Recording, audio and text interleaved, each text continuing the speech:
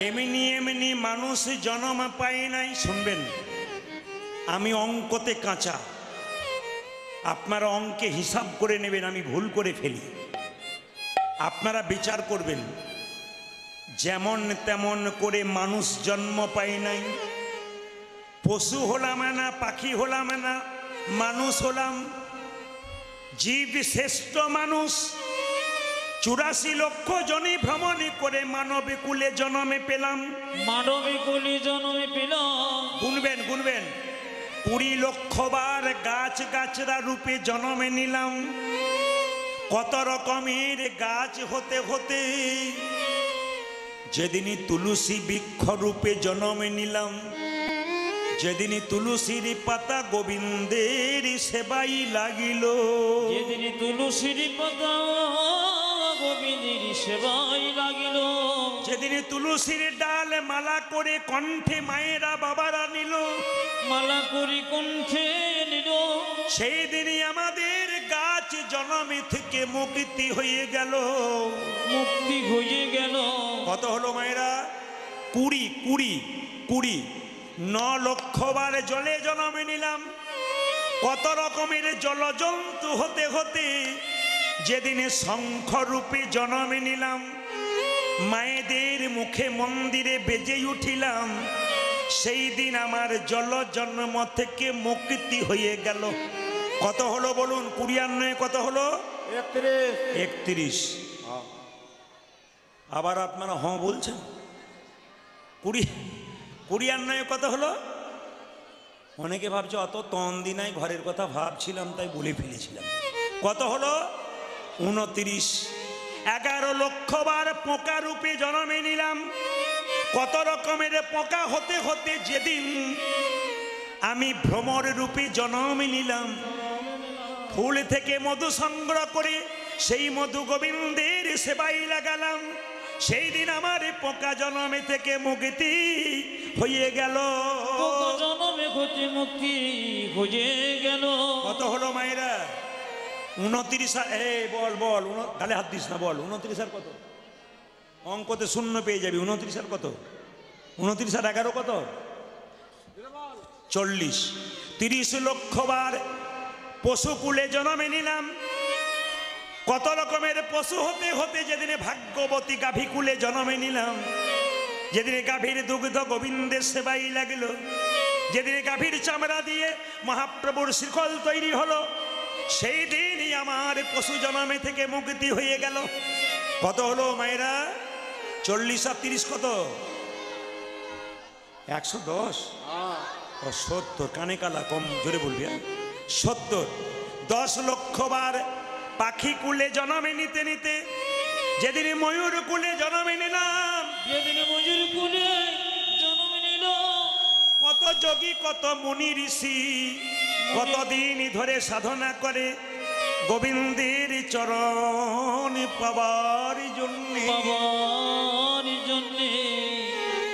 আমার কত ভাগ্য ভালো, দেখো আমি পাখি কুলে জন্মে নি।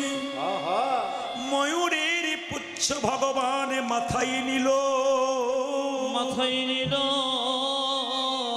সেই দিনই আমাদের পাখি জন্ম থেকে মুক্তি হলো। কত হলো মায়েরা? 80। 4 লক্ষ বার। এটা মাইক মানে দোষ নাই, এ আমার আসরে হবে, বাকিগুলোতে একবার হবে না। এই দেখে নেবেন মিলিয়ে, এ সব জায়গাতে এ আমারটাতে হবে। তারপর দেখবেন আপনি পরপর একবার কোনো কুঁক আওয়াজ নেই। এই সময় মাথাটা খারাপ হয়ে যায়, কি করব কি না খুঁজে পাই না। এটাই অসুবিধা। প্রেমের কথা বলবো, সেই সময় কুঁকা টুঁটা এই সমস্ত আরম্ভ হবে। একটু ঠিক করুন, সবচাইতে ভালো লাগবে। হরে কৃষ্ণ, সবাই লক্ষ্য করুন। তাহলে কত হলো মায়েরা? 80। 4 লক্ষ বার বানর কুলে জন্মে নিলাম। এইদিকে যেদিন রাম ভক্ত, যেদিন রামই ভক্ত হনুমান হয়ে গেলাম মায়েরা, সেদিন আমার বানর কুল থেকে মুক্তি হয়ে গেল। বানর কুল হতে মুক্তি হয়ে গেল। পশু কুলে জন্মে নিয়ে হনুমান যা করতে পারলো, আমরা মানুষ কুলে জন্মে নিয়ে তা করতে পারলাম না। প্রমাণ দেখে নিন, প্রমাণ দেখে নিন। সীতা মাকে যখন হনুমান উদ্ধার করলো, তাকাবেন আমার দিকে, সীতা মা আদর করে বলল, হনুরে তুই আমায় উদ্ধার করেছিস বাবা, এই দেখ তোকে আদর করে একটা মতির মালা দিলাম। হনুমান মতির মালাটা নিয়ে কি করলো দেখুন, সীতা মায়ের মতির মালা কপালে ঠেকালো, চোখে ঠেকালো, কানে শেখালো, নাক দিয়ে শুকে দেখলো, জিভ দিয়ে চেটে চেটে দেখলো, দাঁত দিয়ে কেটে কেটে 64 টুকরো করলো। প্রশ্ন করবেন এই 64 টুকরো কোথায় গেল? 63 হলো না 65 হলো না কেন? এই 64 টুকরো কলিযুগে 64 মহান্ত রূপে জন্ম নিল। এত সোজা নয়, তাকান। সঙ্গে সঙ্গে লক্ষণ বলল সীতাকে, মা এ তুমি কি করলে? বলে কি? বানরে সপিলে মতি, মতিতে তার নাইকো মতি, অনাসে কাটে তারে দন্তে, শিশু মানে না দেবতায়, মানুষ পূজে তারে জ্ঞানবন্তে।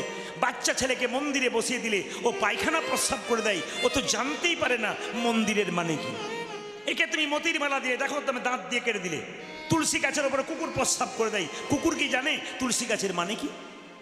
এ তো ওই রকম হনুমানকে বারবার অপমান করছে। কিন্তু দেখুন, আমাদেরকে অপমান করলে আমরা কি করি বলুন তো? রেগে যায়। হনুমান মাথা নিচু করে চুপচাপ আছে। সীতা বললে, হনু আদর করে তোকে মালা দেওয়ার মানে এই হলো? দাঁত দিয়ে কেটে কেটে ফেলে দিই, তুই আমাকে অসম্মান করলি, অপমান করলি। হনুমান মাথা নিচু করে বলল, মা গো, আমি কি তোমার দেওয়া মালা কোনোদিনই অপমান করতে পারি? অপমান করতে পারি?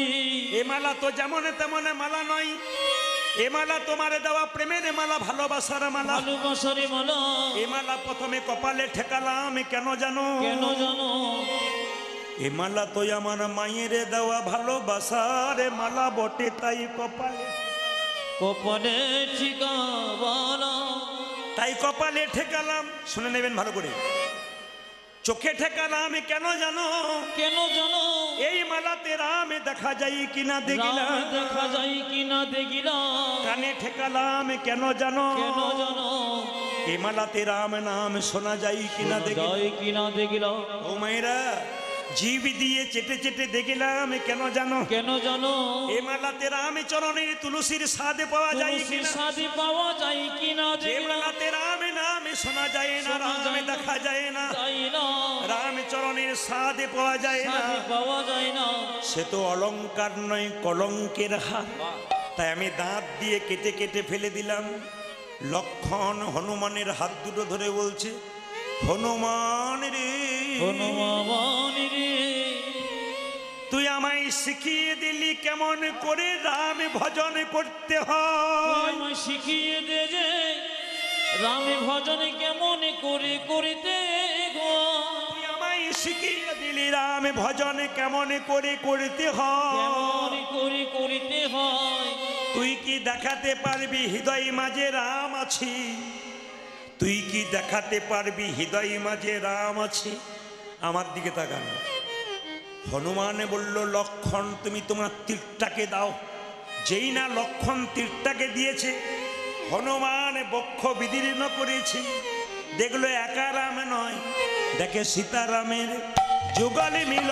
দেখি সীতারামে, সীতারামে যুগল মিলন। সীতারামের যুগলে মিল।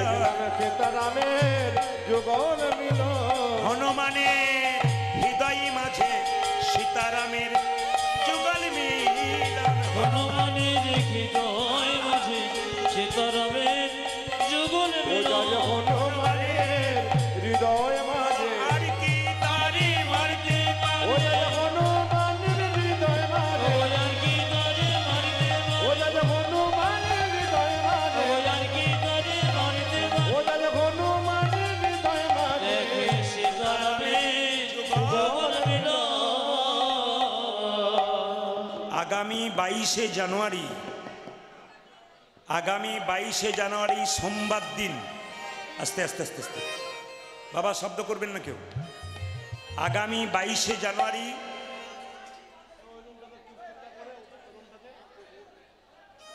আগামী 22শে জানুয়ারি সোমবার দিন দুপুর 12টার সময়, শুনে নিন, আগামী 22শে জানুয়ারি দুপুর 12টা সোমবার দিন রাম মন্দির প্রতিষ্ঠা হবে।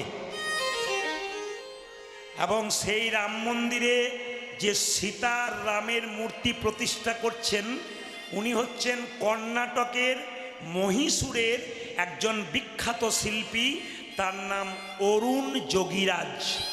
তিনি রাম এবং সীতার মূর্তিটা ওখানে তৈরি করছেন। ইন্ডিয়া গেটে নেতাজি সুভাষচন্দ্রের মূর্তি দেখতে পাবেন, ওই মূর্তিটা কিন্তু তৈরি করেছেন অরুণ যোগীরাজ। আমি সব ধর্মকে সমান সম্মান দিলাম, কোনো ধর্মকে ছোট করলাম না। ধর্ম কোনো দিন খারাপ কথা বলে না, ধর্ম সবসময় ভালো কথা বলে। আমরা নিজেরাই খারাপ হয়ে যাই, কিন্তু ধর্ম সবসময় ভালো কথা বলে। কি খ্রিস্টান ধর্ম, কি মুসলিম ধর্ম, কি হিন্দু ধর্ম, কি জৈন ধর্ম, সব ধর্মের মানুষ যারা প্রকৃত হয় তারা সুন্দর কথা বলে, মানুষকে ভালো পথের কথা বলে, জীবনটাকে সুন্দর করার কথা। আপনাদের কাছে নিবেদন রইল মায়েরা, মহাপ্রভু নবদ্বীপের পথ দিয়ে যাচ্ছেন, পদকর্তা বলছেন খেলায় বিনোদ খেলা, ওগো খেলায় বিনোদ খেলা, খেলায় বিনোদ খেলা, আজ খেলায় বিনোদ খেলা। আমরা বনমালী রে, বনমালী রে, আজ খেলায় বিনোদ খেলা, ওগো খেলায় বিনোদ খেলা। আমার গোনা বনমালী, আহারে বনমালী, আমার বিপিন পুরী নবী, পুরী নবী উলি নবী হে বিহার করে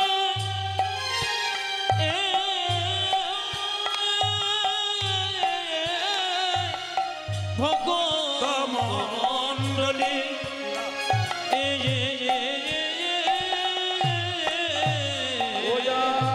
উলি নবী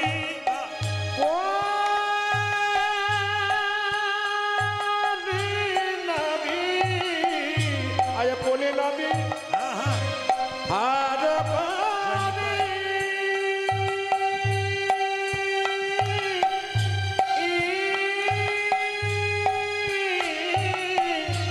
ভকত মণ্ডলী মণ্ডলী আজ হরিনামের খেলা, হরিনামের খেলা, হরিনামের খেলা, হরিনামের খেলা ওরে ভক্তগণ সঙ্গে করে হরিনামের খেলা, ভক্তগণ সঙ্গে করি হরিনামের খেলা, ওরে ভক্তগণ সঙ্গে করে হরিনামের খেলা, ভক্তগণ সঙ্গে ওরে হরি বলে বাহু তুলে, ভক্তগণ সঙ্গে আজ হরিনামের বাহু তুলে ভক্তগণ সঙ্গে আজ হরিনামের বাহু তুলে ভক্তগণ সঙ্গে আজ হরিনামের বাহু তুলে ভক্তগণ সঙ্গে আজ হরিনাথ হরিনামের খেলা আজ উলি হরি নবী বিহার করে বাবা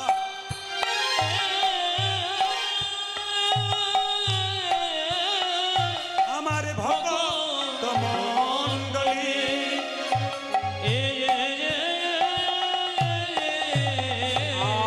আজ ভগত মণ্ডলী ভগত মণ্ডলী